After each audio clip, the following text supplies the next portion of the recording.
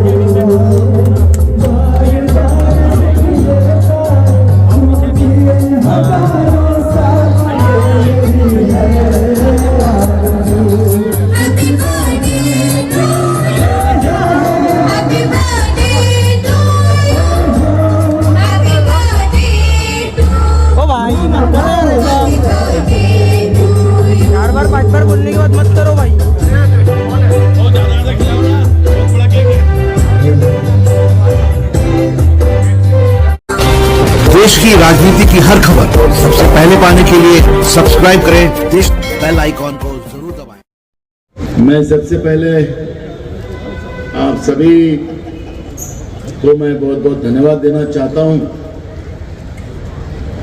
कि मेरे छोटे भाई मोहम्मद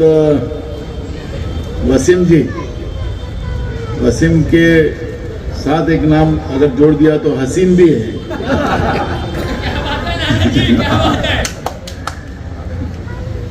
और इनकी अम्मी जो थी वो मेरे लिए बहुत दुआ करती थी।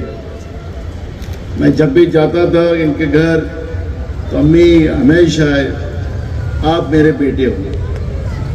तो वहीं से ये प्यार का सिलसिला शुरू हुआ और उसी का फायदा मेरे छोटे भाई मोहम्मद वसीम ने लिया।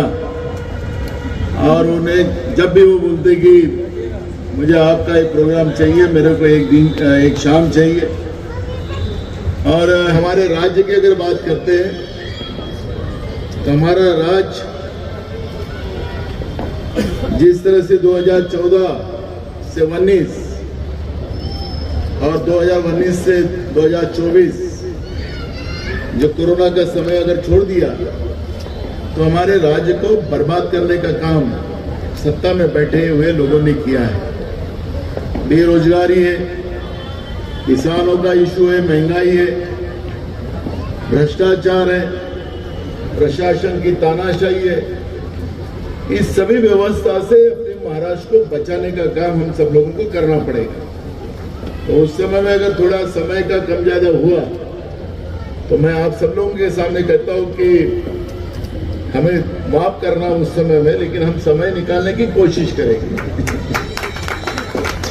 इस कार्यक्रम में हमारे साथ आए हुए हमारे कांग्रेस के ज्येष्ठ नेता और माजी मंत्री हमारे बड़े भाई हाजी अनीस अहमद जी, हमारे 6 जिले के विधायक एडवोकेट अभिजीत वंजारी जी, दूसरे हमारे विधायक डॉक्टर वजाद मिर्जा जी, हमारे इस कार्यक्रम में उपस्थित हुए हमारे कांग्रेस पार्टी के ज्येष्ठ नेता राम गोविंद जी खोबरागड़े, सलील देशमुख, राजा तिड़के जी, उमेश डांगे जी, हमारे इरशाद अली जी, हमारे सरदार जकीर टोनी जी, असलमुल्लाह खान, हमारे अल्पसंख्यक सेल के अध्यक्ष वसीम खान, हमारी जिला परिषद सदस्य वंदना काड़ी, हमारे गढ़चिरोली जिला के अध्यक्ष महेंद्र ब्राह्मणवाड़े, इमरान शेख, सैयद अली जी, पंकज सिंह जी, हमारे विजय नड़े जी, मंजू कारे मोरे जी, हमारे आरवी ठाकरे सर, सभी मंच पे बैठे हुए हमारे बुजुर्ग और हमारे साथी, यहाँ उपस्थित हुए हमारी माता बहनों, हमारे सभी बुजुर्ग और युवा साथी, मैं इतना ही कहूंगा कि ये समय जन्मदिन मनाने का नहीं था, क्योंकि कल जिस तरह से हमारी लोकतांत्रिक व्यवस्था का गलत पोस्टमार्टम मीडिया के माध्यम से किया गया और उससे लोगों में सख्त नाराजगी हुई, लोग गुस्से में आए। पर जिस तरह से लोकतांत्रिक व्यवस्था का हमारा चौथा स्तंभ, पहली बार ऐसा हुआ कि उसको गोदी मीडिया करके बोला जाता। आपको मैं याद दिलाऊंगा कि जब अपने देश के पहले प्रधानमंत्री जी जवाहरलाल नेहरू जी थे, तो जो नेशनल हेराल्ड जो पेपर जिसके बारे में सोनिया जी को जो तकलीफ दी गई थी, तो वो पेपर के संपादक पंडित जवाहरलाल नेहरू जी थे। और पंडित जवाहरलाल नेहरू जी जो भी निर्णय कैबिनेट में होता था वो निर्णय गलत है, इसमें ये गलतियां हो सकती है। अपने ही निर्णय के ऊपर अपनी गलतियों को सुझाना और लोगों में उस बात में क्या मत बनता है ये समझना और उस जैसे कानून बनाना और लोगों के हित के लिए बनाना। पंडित जवाहरलाल नेहरू जी हो, लाल बहादुर शास्त्री जी हो, इंदिरा जी हो, राजीव जी हो, नरसिंहराव जी हो, जो भी देश के प्रधानमंत्री बने, और राजीव जी ने तो एक कमाल कर दिया कि मीडिया को स्वायत्तता दी, अधिकार दिए उनको कि आपको पूरी स्वायत्तता रहेगी, घटनात्मक दुरुस्ती की और मीडिया को सरकार के बारे में, सरकार की गलतियां भी होती है तो उनको बोलने का पूरा अधिकार होता है। गांधी परिवार को मैं 5 से समझता हूं कि सोनिया जी हो, राहुल जी हो, प्रियंका जी हो, वो लोग ना अल्लाह तुमने देखा ना भगवान मैंने देखा। अगर धरती पे साफ सुथरे लोग रहते हैं उन्हीं को अपन लोग भगवान समझते हैं, अल्लाह समझते हैं। तो वो लोग इतने साफ सुथरे कि ये करप्शन उनके लिए कोई मायना नहीं रखता। बिल्कुल सिंपल रहना, तुम्हारे पास और मेरे पास ज्यादा कपड़े हो, उनके पास उतने भी कपड़े नहीं होंगे। 4-5 ड्रेस में राहुल गांधी जी अपनी जिंदगी जी रहे, इतना सिंपल रहते हो। लेकिन वो साफ सुथरे राजीव जी गांधी जी के ऊपर जब बोफोर्स तोप का जब एलिगेशन किया गया तो मीडिया में पूरी तरह उनको बदनाम किया जा रहा था। वो भी आज की सरकार के जैसे मीडिया के ऊपर दबाव ला सकते थे, लेकिन नहीं, उनका अधिकार है और उनकी बातें है। और जब मैं गलती किया नहीं तो मैं बिल्कुल उसमें से साफ निकलूंगा। और वैसी स्थिति हुई, खुद राजीव जी ने उसमें इंक्वायरी बिठाई, मामला कोर्ट तक गया। राजीव जी जाने के बाद 2014 में जब नरेंद्र मोदी की सरकार आई तब कोर्ट ने डिसीजन दिया कि उसमें राजीव जी का कहीं भी इन्वॉल्व नहीं था, उनको पूरी तरह से बदनाम किया। वही बोफोर्स हम कारगिल की जब लड़ाई हुई अटल बिहारी वाजपेयी की सरकार के समय में, उसी कारगिल लड़ाई में हमने हमारे देश के फौज की जानें तो बचाई और उसी बोफोर्स तोप से हमने कारगिल की लड़ाई जीती। एक दूरदृष्टि रखने वाले लोग, ऐसे लोग आज तक देश के प्रधानमंत्री बने। पर जिस तरह से गए 10 साल में किसी कौम को गाली देना, किसी कौम के बारे में उसको इस देश से हटाने की बात करना, गरीबों को कुचलना। आज राज्य में जो स्थितियां बनी है, पुणे में हुआ है, हमारे नागपुर में जब पुणे की घटना आई तो मैंने जब मुंबई में प्रेस लिया तो पहला उल्लेख मैंने नागपुर के घटना का। एक सीरियल महाराष्ट्र में चला, आम आदमी को जीने का कोई अधिकार नहीं, जो मुट्ठी भर अमीर लोग हैं उन्हीं को अब जीने का अधिकार है। इस तरह का एक माहौल देश में और राज्यों में बनाया जाए और ऐसे समय में किसानों में हो, युवाओं में हो, गरीबों में हो, मीडियम क्लास के लोग, अब मीटर लाइट इलेक्ट्रिक के बिल तो बढ़ा दिए, लेकिन उसको अब रिचार्ज का मीटर लगाना शुरू हो गया। अगर रिचार्ज नहीं होगा तो खाना भी अंधेरे में खाना पड़ेगा। महंगाई एक तरफ से बढ़ा दी, इस महीने के इलेक्ट्रिक के बिल आपको आए होंगे तो कितने ज्यादा आए होंगे इसका अंदाजा आपको है।